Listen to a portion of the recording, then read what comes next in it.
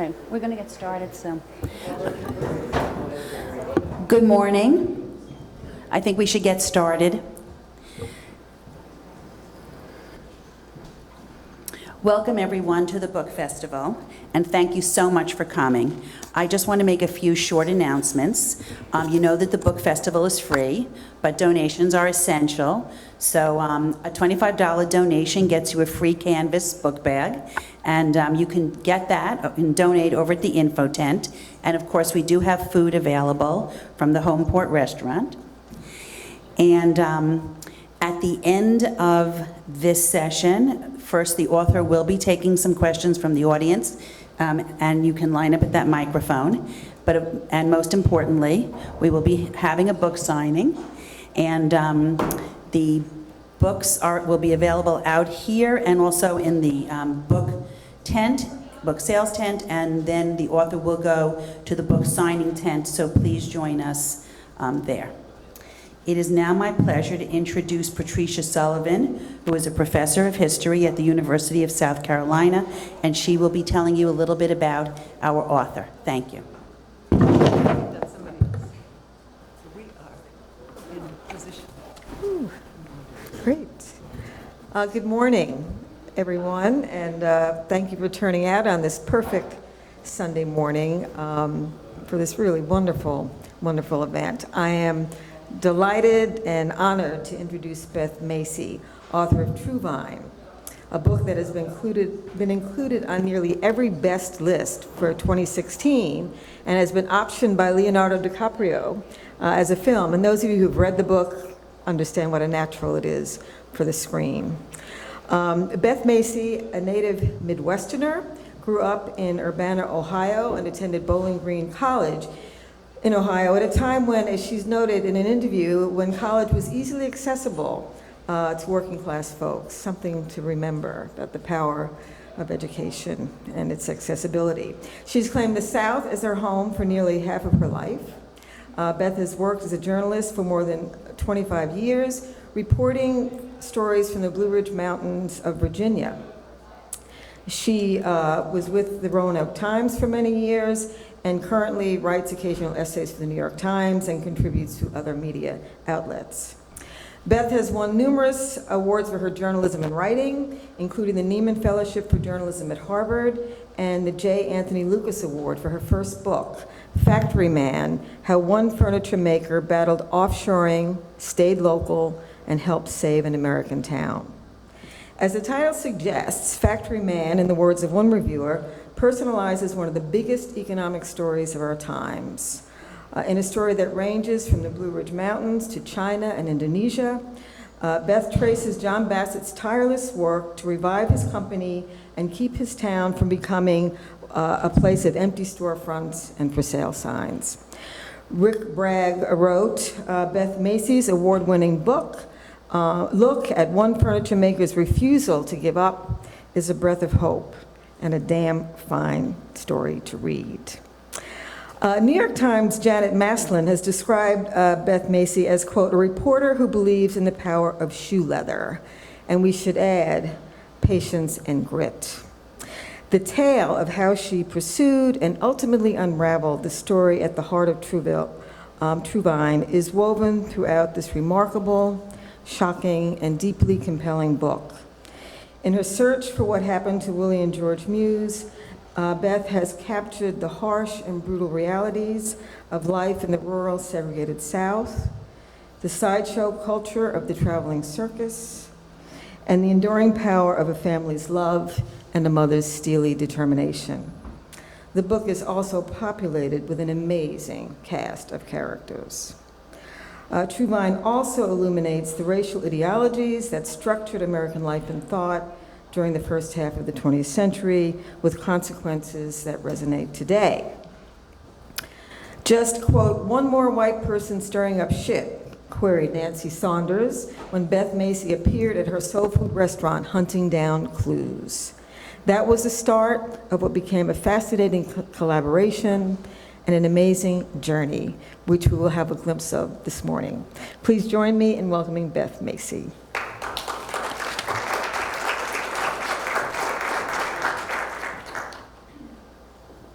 Thank you so much for coming, and I wanted to thank Sue Ellen for putting this on. I understand she was so depressed after the election that she thought about not having it at all, and then decided she was coming back with a vengeance and really gonna feature a lot of these issues that that panel I was on yesterday with Carol Anderson and the others just blew me away. So I also wanted to thank Amor Tolles and his wife Maggie for hosting my husband and I this weekend. Amor and I have lost a lot of prizes together in the last year, and we've bonded over that. So it was his idea to have me come to Martha's Vineyard, and it's been a wonderful time, our first time here. Lastly, on Sunday, before I left for this trip, at 11:35 p.m., I turned in my third book. Yeah, so recently I went to the store, the grocery store. It was the first time I had been to the grocery store in about a year. And there's like new kinds of yogurt. Like there's coconut yogurt, there's mango bars. I came home and I said to my husband, I can't believe, I felt like the first George Bush when he went to the store and he didn't know you could scan items. So which is all to say that my husband, Tom Landon, has been such an amazing support, and I'm a grocery store and whatever, but I just wanted to say that none of this gets done without a really supportive family system, and I'm really, really blessed. Thank you for talking about Factory Man 2. It was my first book. I was about 50 when I wrote it. I never thought I'd write a book, and I stumbled upon this story of this great character, a third generation, a furniture maker who sued China in a court of international trade to prove that the Chinese were dumping in our market. And he won his case. And he was a multimillionaire at birth. And he said outrageous things like, the fucking Chi-Coms aren't going to tell me to make furniture. And I thought, who is this guy? And but when you talk about resiliency, the character in the hero of my second book, Truevine, was an illiterate black maid in Jim Crow, Virginia. And you talk about grit. She makes John Bassett look like a weenie. She was such a brave person. And so this was a story about George and Willie Muse, two brothers who were born with albinism in the 1890s. And around 1900, they were kidnapped by a circus bounty hunter, and they were sold to the circus. And for 13 years, Harriet Muse didn't see her children, and not a person in power lifted a finger to help her find them. So this is the first known picture of them in the circus back when they were known as Barnum's Monkey Men. They were also known for a time as Darwin's Missing Links. They were being carted all over America from one carnival to another, sold like chattel, and virtually enslaved for 13 years. And when they cried that they missed their mother, they were told to quit crying, that their mother was dead. And eventually they are sold from one carnival to another circus, and eventually they end up with the greatest show on earth, Ringling Brothers. And that's where they are in 1927, when Ringling Brothers comes through Roanoke, Virginia, a gritty little train town, and Harriet Muse goes under the sideshow tent, much like the tents out there, and says, "Oh no, you don't." This is an arrangement of what the sideshow looked like at the time. This was, the sideshow was designed, it was kind of a side tent off the main tent. It was designed to get another admission quarter out of the patron. And this is at a time when the circus is a dominant form of entertainment in America between 1840 and 1940. It's before movies, television, professional sports were big. And the thing, it was only, Circus Day was only number 2 in the year to Christmas Day. It was, you know, at a time when we were industrializing and people were having jobs, and they were, they may not have had money to go on vacation, but they had money when the circus came to town. And it was a really big deal. And people would set their alarms. If they didn't have money to go to the circus, they would set their alarms so they could catch a peek at the unloading of the hundreds of animals in the train cars when they came. So I was a young newspaper reporter back in 1989 when I first landed in Roanoke. I worked for the Roanoke Times. I wrote feature stories, and I was driving around with a white photographer who had grown up in Roanoke one day, and he said, "Well, you know what the best story in town is?" And he told me the story about George and Willie Muse. And he said, it's the best story in town, but no one's been able to get it. And I said, well, why not? And he said, well, the lady who takes care of them, and actually George was passed away at that time. He died in 1973. Uncle Willie was still, he was in his 90s. He would live to be 108, Willie Muse, the younger of the two brothers. And Nancy Saunders was a great niece and their caregiver. She ran a little soul food restaurant called the Goody Shop. So around 1991, I kind of waltz in there, and I'm like, hey, I'm Beth Macy with Roanoke Times. I'd love to write a story about your famous great uncles. And she points to a sign that a customer has handmade with a stencil and she has it on the wall. And the sign says, sit down and shut up. She really means it. I can buy some ribs if I want, but I'm not getting this story. And the reason is he's been exploited his whole life. He's resting. He's retired. I said, well, what if I write it? What if I interview him and then after he passes away, I run the story? She said, nope, no ma'am. So eventually her mother Dot, who was a great character in the book, her mother Dot was in the back peeling potatoes and watching The Young and the Restless. And I eventually talked Dot into talking Nancy into letting me write a food story on the restaurant, which is an amazing place, a line out the door every single day. And the menu isn't written down, you're just supposed to know because Friday's ribs, Tuesday spaghetti, and you just come on your day. And so before Nancy knows it, I'm in the back peeling potatoes with Dot and watching the Young and the Restless because like I saw the first episode of Young and the Restless. And Victor Newman, we both agreed, is a bad guy because they're all the same characters still. So eventually Nancy lets me write a story for the newspaper, but she doesn't really tell us much. And then later, when I go back to the restaurant, she kind of needles me. She'll say, well, you missed one scoop, like you missed an important story point. So she's really not helping us at all. And not until I delve into the story as a book later, I started in 2013, did I really understand why she was so mistrustful of the media.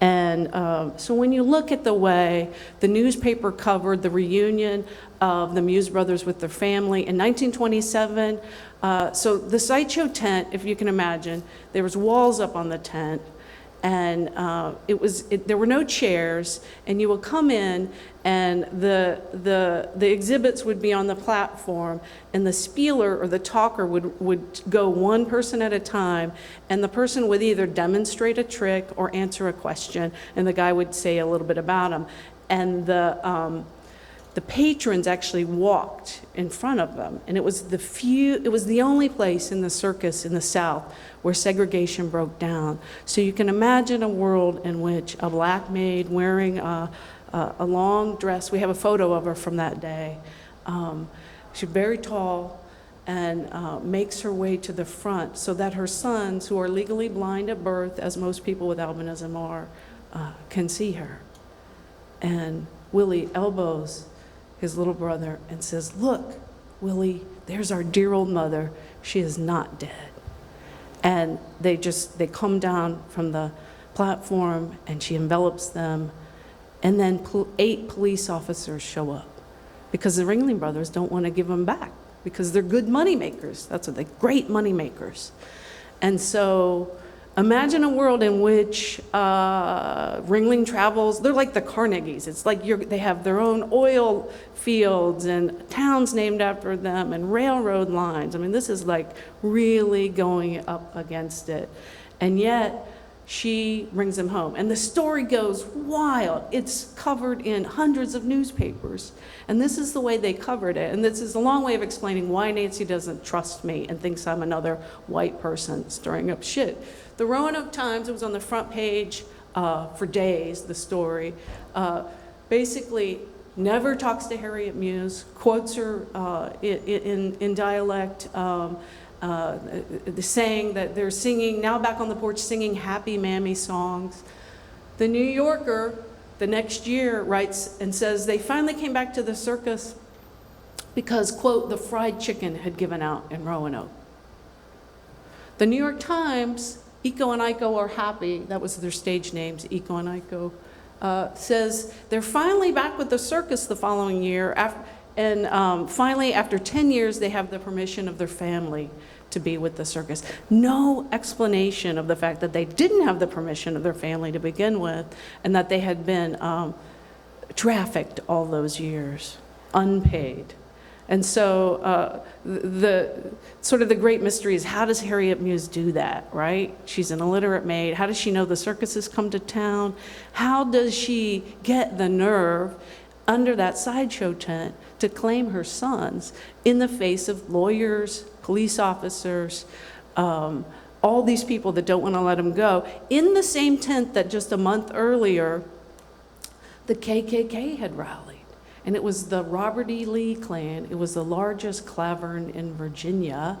And the Commonwealth's attorney, who was the top prosecutor, was the founder of that particular KKK. And I didn't understand that context when I first waltzed in my perky, still had, my hair was dark, that's how young I was, and asked Nancy to tell me this story. And she says now, she says, you weren't ready. You didn't know what you didn't know. And that was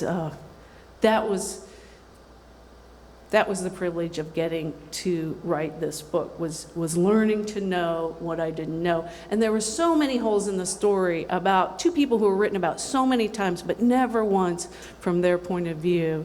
And when I complained to a historian I was interviewing about this, like, I just feel like they're there, but I can't reach them because no one ever asked them what they thought. She said, if we only wrote the stories of people who were well documented, we would only write the stories of really privileged people. She said, you have to do the best you can with the photographs, with the context, with the family stories, and most of all with empathy. And that was just, that really turned it. And I realized it was a story about erasure as much as it was about what had happened to George and Willie. I spent a lot of time interviewing experts, searching through old lawsuits.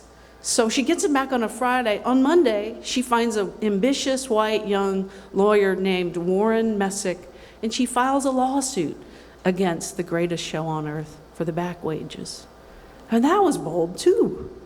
So I did a lot of, there were some legal documents, there were little clues, and but I learned something I've always learned as a reporter. I've always known as a reporter, I had to sort of relearn it, that the documents only carry you so far.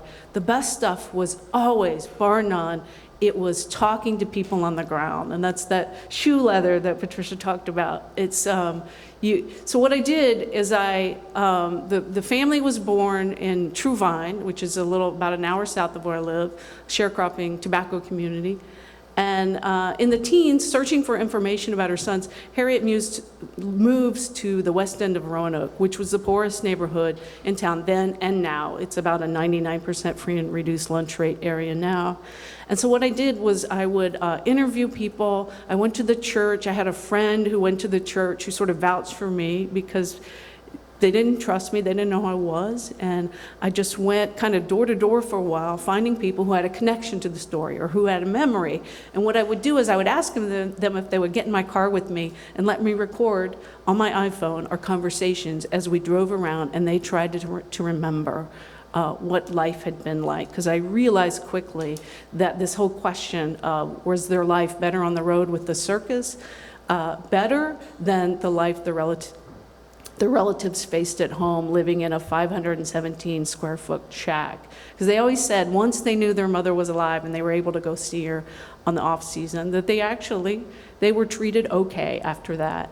But it was more complicated than that would convey. And so some of these moments where I'm driving around with ladies in their 80s, 90s, one of my main characters was 102, but just the things that they would remember of life in Jim Crow, Virginia. I mean, I think we all know about separate water fountains and separate schools, but I'm driving down this street that I've gone past a million times with the lady on the right, and she's describing, she said, the Muse families lived right down there, and I lived over here, but we had to walk past this house to get to the bridge to go over to the Harrison, the all-black school.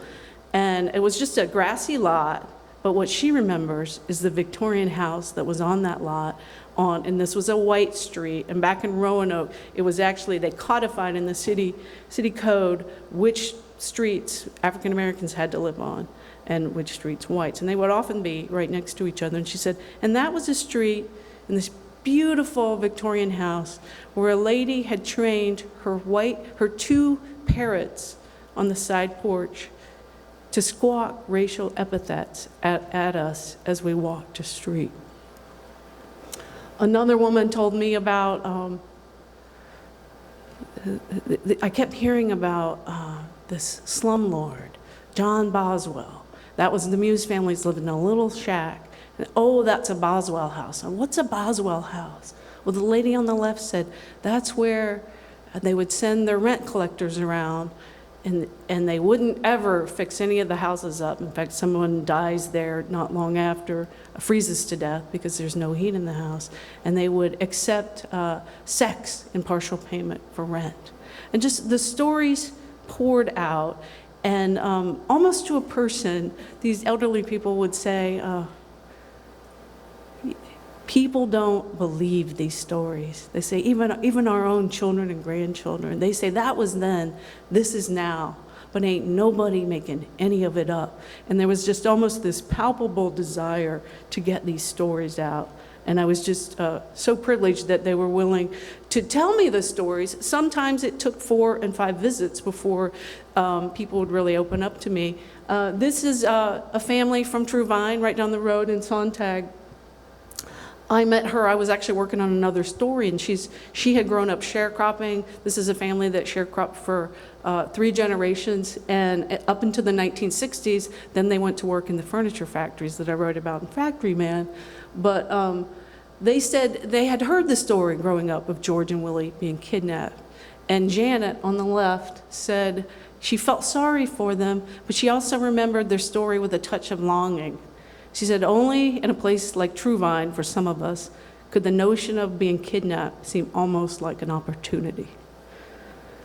And her mother, she just turned 100, Mabel Poland, she recalled that they would feed you outdoors. They would hand the food, and the rule was no N-words in the house.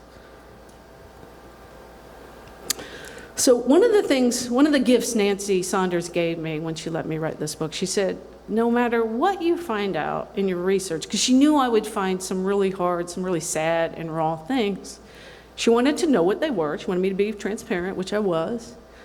But she wanted me to know that no matter what I found out that was hurtful, that in the end, they came out on top. And I said, okay, well, I know they came out on top because I know you took really, really good care of them. So we didn't quite know what she meant, but I knew there was something else there. And like the day I sold the book proposal, she said, because she had known I was, like the agent was putting it out, and she said, oh, Uncle Willie is really looking after you today. And and whenever I would find out something, some new little thing, some little mystery would be uncovered, I would call and I would tell her, and she would say, you better thank Uncle Willie in your prayers tonight. And so one of the things about coming out on top at the end, this is the fella who kidnapped him, the longtime manager. His name was Candy Shelton. And I knew he had died in 1974, I think it was, in Gibsonton, Florida, which is where a lot of the circus people retired. And I didn't know what happened to him. I had his death certificate. I knew where he was buried. I had a picture. It was great. But I didn't really know after the 50s what had happened to him. I tracked down 2 nephews who had lost touch with him. They had some neat memories of him from the 40s and 50s. He was the only person Uncle Willie ever said anything bad about, ever. He had a really special word that he would use for them that Nancy probably wouldn't want me to say, so I won't. But one night, my editor said, we have to know what happened to Candy Shelton. So one night, I couldn't sleep, and I was up Googling Candy Shelton on Google Books, which has all the old books online. And like, I was just like kind of punchy with it, and I just kept hitting next, next, next. Like on page 37, because everything was about Blake Shelton, right? The country singer. I wasn't interested in Blake Shelton. On page 37, there was a book that was written in the mid-70s by this writer for the Vanity Fair. It was called Florida Ramble, and it was just basically this writer went all over Florida reporting on these eccentric people that live in Florida. And he goes and he interviews all these old circus people. And there's Candy Shelton in the little kind of trailer building. And he answers the door. He's wearing like one of those wife beater t-shirts, and he's got a pot of lima beans on the stove. It's just this most evocative scene of him. And he's very lonely. He invites the writer in. He's pining for the days of the circus and the sideshow. And I just think that juxtaposition between that and George and Willie, who were so beautifully cared for, who, because of the work that their mother did making the circus pay over and over again, she spent the rest of her life getting justice for them because they would often try to not make them pay whenever they could get away with it. And she figured out a way around that. And for an illiterate maid, it just blows me away. But just that they really did come up on top in the end, and I love that. So this is a story that begins in a rural, in a tobacco field, and ends with Willie's death. And really, people have asked, like, so why did you call it Truevine? Well, Truevine is where they were from. But it's called Truevine because there's a Truevine Missionary Baptist Church there in this very rural crossroads. And I asked the minister there, why is it called, why do you call the church Truevine? And he said it's a very important verse from the Bible for African Americans in particular, and that the first itinerant minister passing through read from that verse. I am the true vine and my Father is the vine dresser. And he said this harkens to an era when the best hope many African Americans had was for the afterlife. And it speaks to this notion that no matter what you do to us, if we have this true vine, this connection to God, then we will prevail. And lastly, one of the things I like to do is give Uncle Willie the last word, because nobody ever interviewed him, right? And so early in their careers, I'm going to play you just a very small sound recording. Earlier in their careers, in the 1914s, 15s, 16s, World War I was going on. And one of the things they would do, they were great musicians, but they would sing the popular songs of the day. And this really important song called It's a Long Way to Tipperary was a World War I anthem about missing home, an Irish war anthem. And it was a song that he sang his whole entire life. He sang it on the sideshow. He sang it after he had a stroke. When he was 102, I think. He had a stroke. He could no longer play his guitar, but he could hold his guitar. And there's a picture in the book of the fretboards worn down of his guitar. And after he could, so he would sing the songs. And then one day he asked Nancy to bring a cassette recorder so that when he didn't feel up to singing the songs, he could play a recording of him singing the songs. And so that's why I have this little recording. But you have to remember what he's thinking of is he's thinking of missing home, and he's thinking of his mother. So right next to his bed, he kept a picture of his mother, and every night before he went to bed, he would straighten it. And he couldn't really see. He was totally blind at the end of his life. And he would straighten the photo, and he would say to Nancy, "That's our mother. She could have been arrested. She could have been killed. She came for us." And this song, just play it. It's real short. It's a long way to Tipperary. It's a long way to go. It's a long way to Tipperary, to the sweetest girl I know. Goodbye, my piccalilli. Farewell, Ulster Square. It's a long, long way to Tipperary, but my heart right there. Thank you. I'll take questions in just a sec. Just two more pictures I want to show you. People have asked, so what's Nancy think of the book, right? And so this is at the book launch party. that we had a gospel choir, we had this amazing food. Nancy invited her customers from the restaurant, which had closed a few years back when she retired. Her family was there. Nancy has never told me, like, good job on the book. Nah, no. She's not going to give me that. She found a few little quibbles, and she read an earlier draft for fact checking. She found 5 or 6 things she wanted changed. That was no problem. And so I couldn't really tell what she thought. And then about a week before the party, I had asked if she still had the sit down and shut up sign, and she didn't know if she still had it. She said she would look for it, and then she didn't really get back to me on that. But at the party, one of her customers, the guy who made the sign, brought the stencil that he used to make the sign. I couldn't believe it. I was so excited. She's since then found the sign.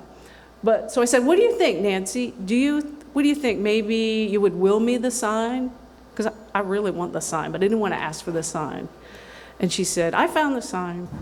You can have the sign after you deliver my eulogy. So she never said she liked the book, but that was pretty good. I'll take that. Does anybody have any questions?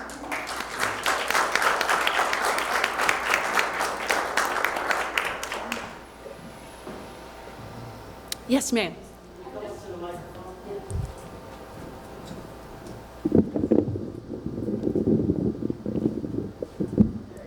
Thank you. I wonder if you could say more about what was said about the brothers during the sideshow, if you know that, 1. And then 2, do I understand after the mother found them, they went back and joined the circus? Yeah. And if you can say more about what was involved in that quote-unquote choice. Great questions.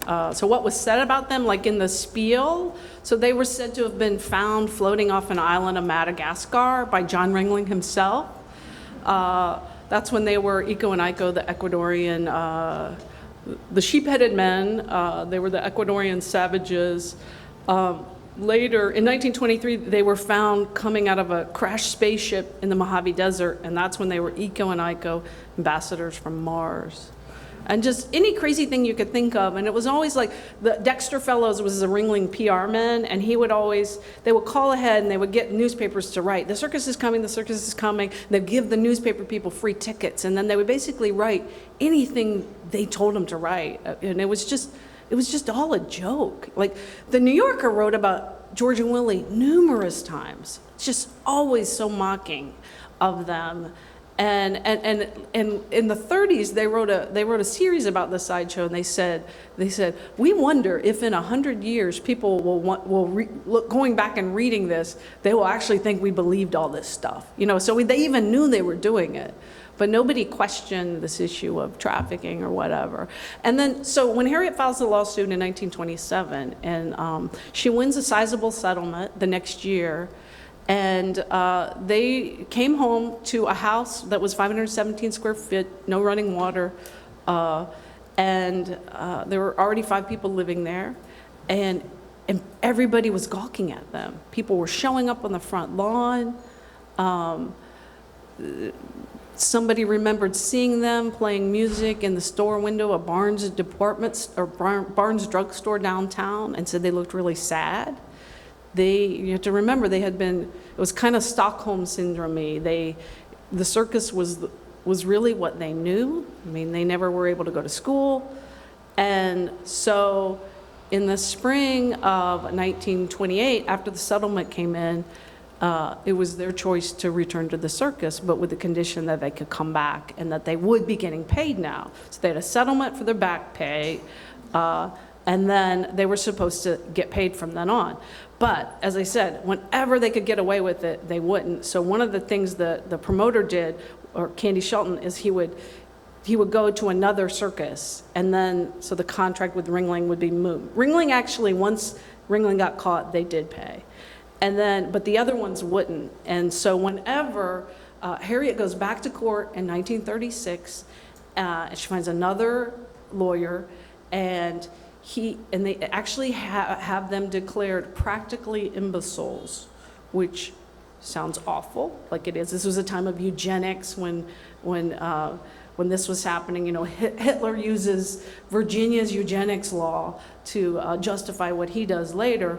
But this happens, and what it does is it puts a system in place in the court of guardianship. So the brothers have a guardian ad litem, and there's this system so that every month the check gets home, the lawyer gets a little piece, because the lawyer always got to get a little piece, the mother gets a piece, and the rest of it goes into a fund, a trust fund for the brothers, so that by the time they retire from the circus in 1961, there was a nice house all bought and paid for them. And this is the house that Nancy grows up in. And she has this promise that I will never, ever not take care of you, because you basically helped raise me.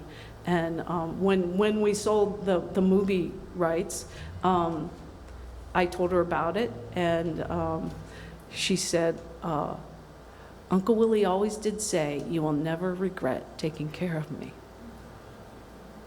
So, but that was only to the end of her day. She died in 1939, Harriet. To the end of her day, she was fighting to get justice for her family and what had been taken from them.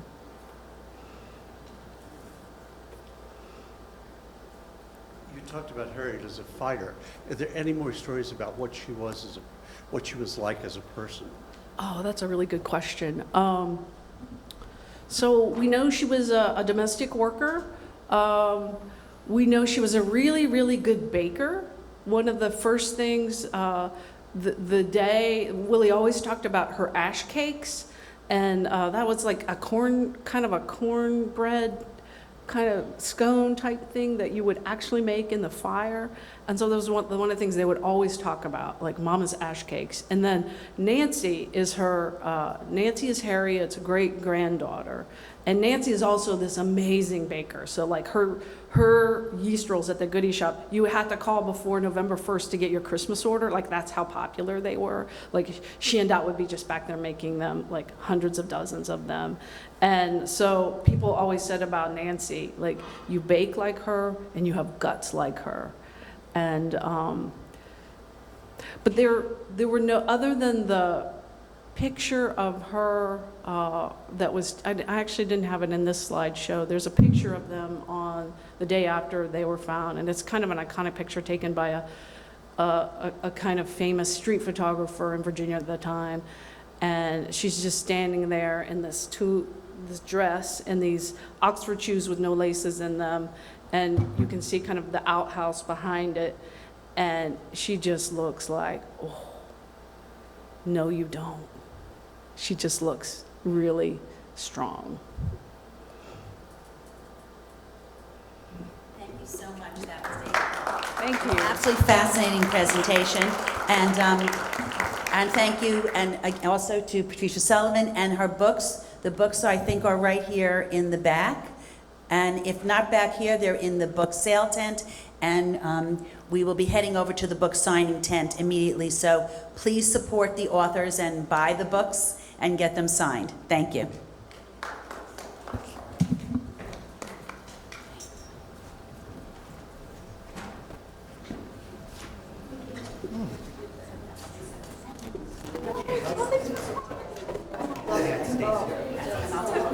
Beth, I'll get your computer and everything. Let me just mute Beth. Yeah, she can go. I got all this. Beth, just let the people who want to talk to you like walk with you over to the book signing, okay? Okay, great. His name's Colonel Kent Spiller, and there's a lot about him in the book. This is mine too, all of this. Okay.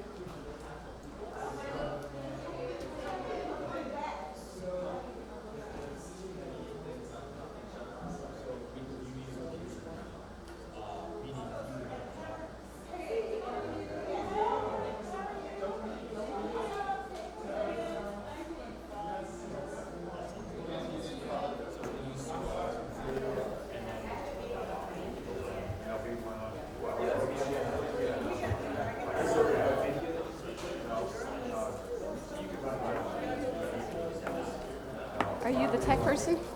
No. Hi. I'm Tara. Hi, Lisa. We manage here. I'm just starting my shift too, so I don't know exactly what Okay. we're doing, but All I right. think we're going to make sure everything goes smoothly Okay. and protect you. So these are up okay? Thanks. Yeah, get the 10. Okay.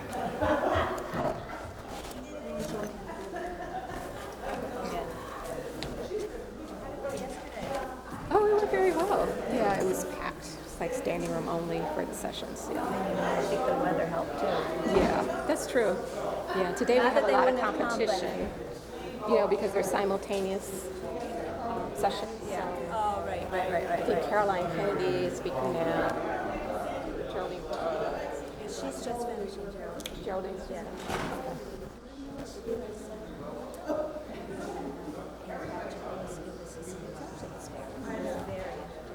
Hi, how are you? Hi, good thanks. How are you? Fantastic. This is the computer we were just given. A lot of stuff on the desktop. Okay. Lovely. Now, do you have your stuff with you, or I should gave it to download them, but I can give you my If you have flash drive. If you have it on a flash drive, it's just easier. We do have Wi-Fi here if we need it, but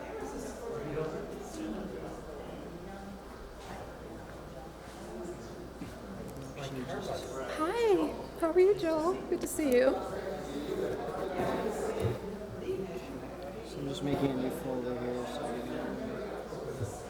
oh, this is not clicking very well, is it? Okay.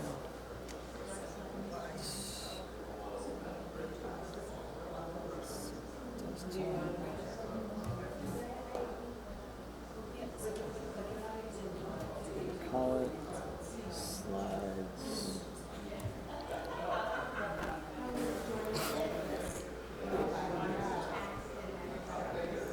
And I'm just going to start by getting this one going. This does not click. Give me 1 second. It's just this one. Okay. It's just this computer that. Oh, she has it. It's just,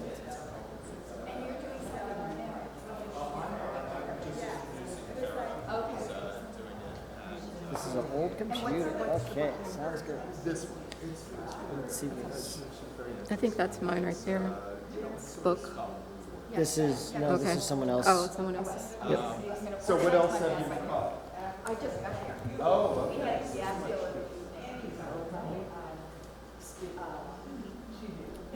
The files in there. It's still noticed Martha's Vineyard.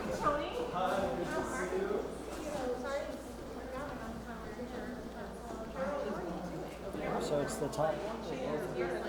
The top one. Book Do you want me to Beth. copy both?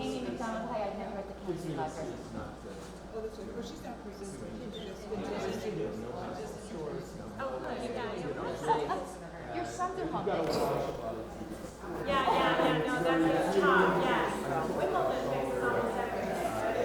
So yours is much smaller. Yeah, they're not that many.